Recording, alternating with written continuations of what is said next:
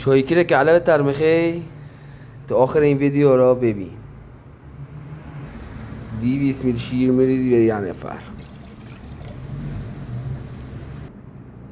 2 تا اسکوپ پودر کرک احمد نباشه دست تا نلرزه بیری تا ناموس. نگاه خوبه این چای کرک نگاه بخرید. من راضیم چرا خدا راضی باشه. بخورید و بگید به به.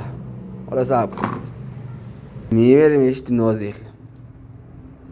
بخورم تخته کن که کیف کنه. این خشک داغ شه.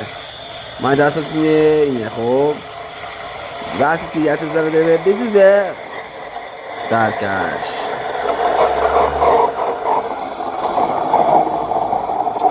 حالا صبر کن کار داریم خیلی نگاه تموم شده باز.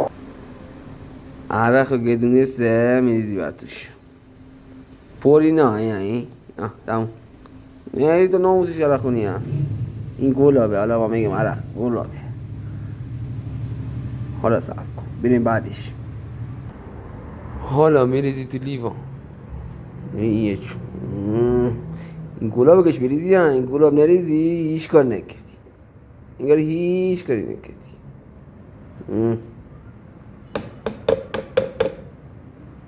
های